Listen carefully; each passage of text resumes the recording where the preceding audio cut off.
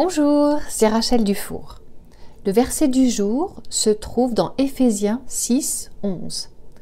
Revêtez-vous de toutes les armes de Dieu afin de pouvoir tenir ferme contre les manœuvres du diable. J'ai eu le privilège de grandir dans une famille chrétienne, pasteur, missionnaire. Alors quand je lis ce verset, mon esprit va immédiatement à l'image du soldat revêtu de son armure que nous colorions le dimanche à l'église. Puis nous avons tous joué des scénettes avec le soldat, l'épée, tout l'équipement du parfait petit soldat de Dieu. J'ai compris qu'il fallait que je sois armée pour tenir ferme. Bien sûr, cette image du soldat que Paul utilise n'était pas très concrète pour moi quand j'étais petite, au siècle dernier.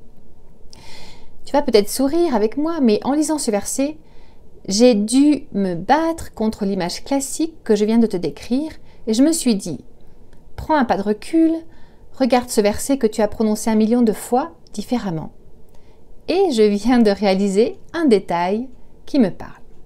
C'est pour cela que j'aime la parole de Dieu. Elle est vivante et même le passage le plus utilisé peut toucher mon cœur, ton cœur, d'une manière toute puissante et renouvelée.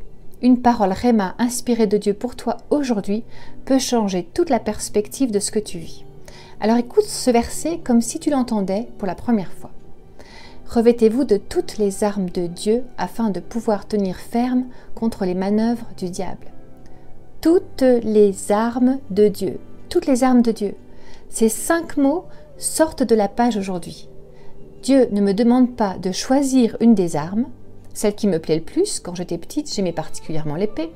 Mais il me dit que j'ai besoin de toutes ces armes pour tenir ferme. Il s'agit de prendre possession de toutes les armes de Dieu lui-même et non celles d'un soldat romain qui servait à illustrer cette pensée de Dieu. Regarde maintenant les pièces de cette armure avec cet éclairage. La ceinture de la vérité.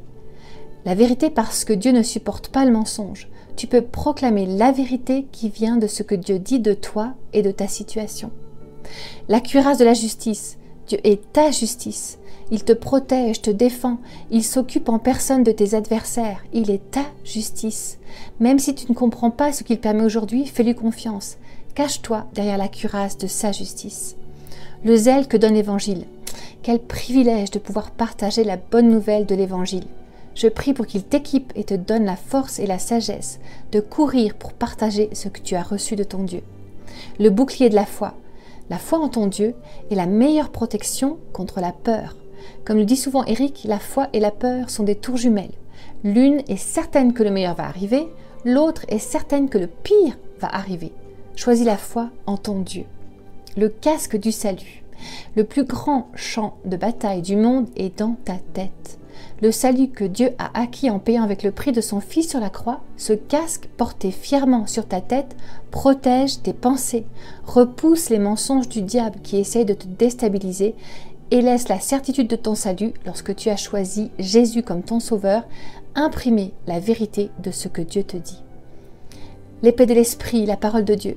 Dans toutes les armes de Dieu, sa parole est indispensable. Elle est vivante, efficace, tranche, change le cours d'une vie.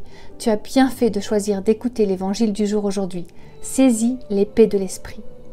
La prière en tout temps. Oui, prie, parle à Dieu. Développe cette communication avec Dieu en tout temps, tout au long de ta journée. Avant de poser ton pied par terre le matin, pense à lui. Toutes les armes de Dieu sont à ta disposition. Elles sont toutes liées les unes aux autres. Elles te gardent, te guident, te protègent, te gardent connecté à ton Dieu. Prends le temps d'étudier aujourd'hui ces armes, fais les tiennes et regarde comment elles te connectent à Dieu. Amen.